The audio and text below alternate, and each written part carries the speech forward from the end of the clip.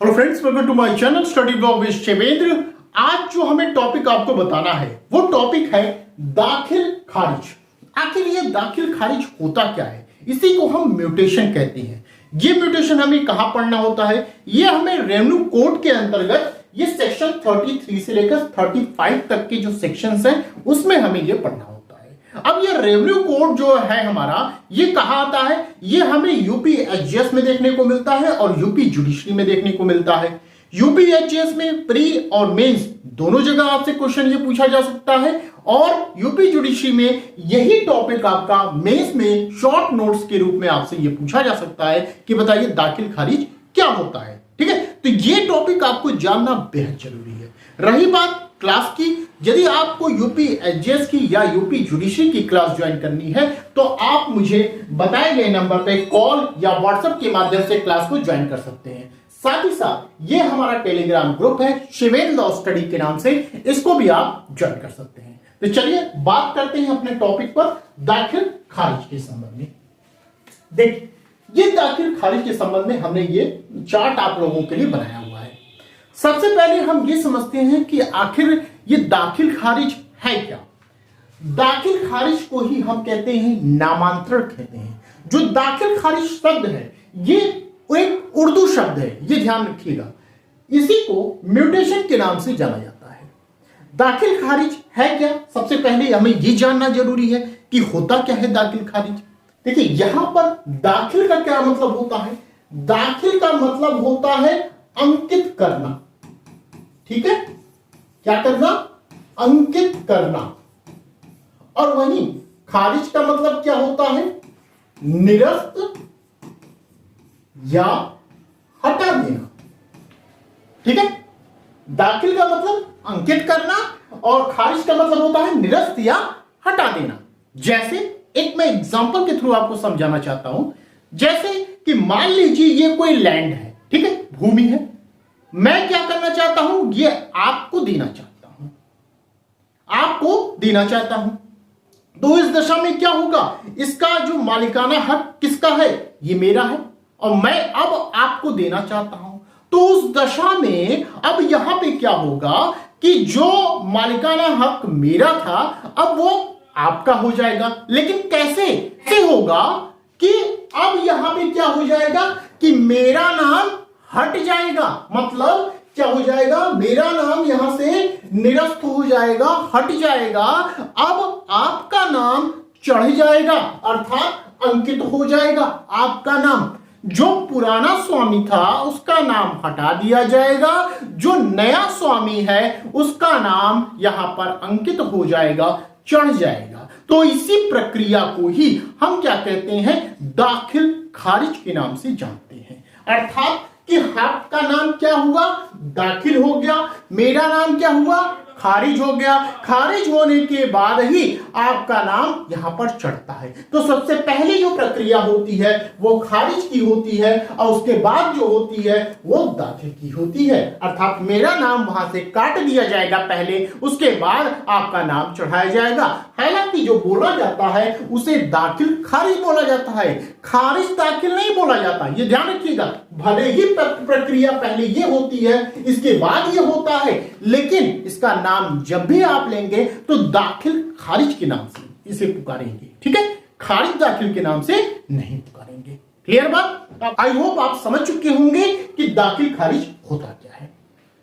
अब हम समझते हैं कि दाखिल खारिज कितने तरीके से किया जा सकता है। दाखिल खारिज दो तरीके से हो सकता है।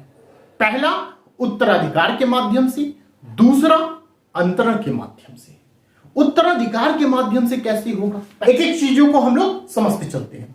उत्तराधिकार के माध्यम से जब दाखिल खारिज करना होगा तो कौन सा सेक्शन पढ़ना होगा? सेक्शन हमें 33 पढ़ना होगा। 33 के अंतर्गत यह कहा गया है कि जब कोई व्यक्ति उत्तराधिकार के माध्यम से कोई संपत्ति पाता है तो उसे क्या करना होगा? उसे इसकी रिपोर्ट किसको देनी होगी? राजस्व निरीक्षक को देनी होगी। जैसे मैं आपसे ये कहूं कि मान लीजिए ये ए नाम का व्यक्ति है, ये क्या है? ये उसकी भूमि है। ठीक है, ये हो गए मान लीजिए पिताजी हैं।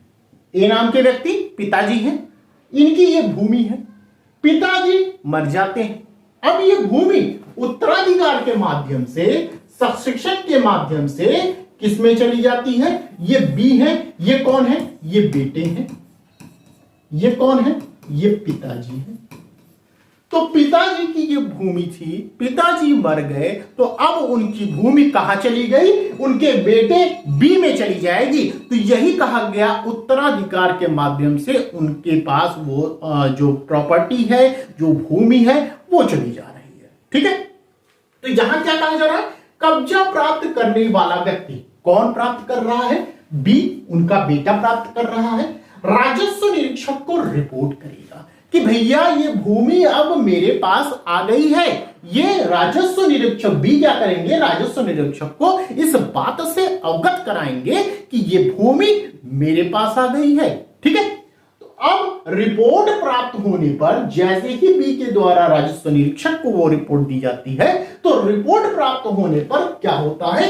यदि मामला विवादग्रस्त नहीं है, ये देखिए, ये काम अब राजस्व निरीक्षक का है, वो जांच पड़ताल करेंगे कि भैया जो जमीन आपके पास आ रही है, ऐसा तो नहीं कि विवादग्रस्त है, ऐसा तो नहीं कि कई लोग उसमें हिस्सेदारी हो।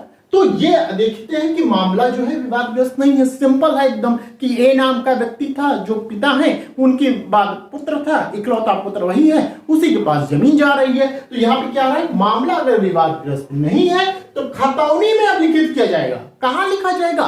खतौनी में लिखा जाएगा। आप मुझे बताइएगा कमेंट करके किस सेक्शन में खतौनी का प्रावधान किया गया है। तो इसे कहां लिखा जाएगा? खतौनी में अब लिखित किया जाएगा। अब दूसरा पड़ाव देखिए, अन्य मामलों में जांच की जाएगी। यदि थोड़ा सा भी राजस्व निरीक्षक को लगता है कि मामला थोड़ा सा गड़बड़ है, तो उस कंडीशन में क्या होगा? जांच पड़ताल की जाएगी। जांच पड़ताल करने के बाद जो रिपोर्ट सामने आई है, वो रिपोर्ट किसको दी जाएगी? तहसीलदार को दी जाएगी। ठीक है, ये ध्यान रखिएगा, किसको दी जा रही है? तहसीलदार को दी जाएगी। क्लियर बात? तो ये हुई बात उत्तराधिकार के माध्यम से। इसी में एक लाइन और आप समझते रहिए, कहा गया राजस्व निरीक्षक के आदेश से व्यथित व्यक्ति, यदि राजस्व निरीक्षक ने कोई आदेश पारित किया है, उस आदेश से कोई व्यक्ति व्यथित है, पीड़ित है, तो उस दशा में तहसीलदार के समक्ष आवेदन करना होगा। ठीक है, राजस्व निरीक्षक ने कोई आदेश पारित किया, उससे व्यथित कोई व्यक्ति है, तो कहां जाएगा? वो जाएगा तहसीलदार के समक्ष जाएगा।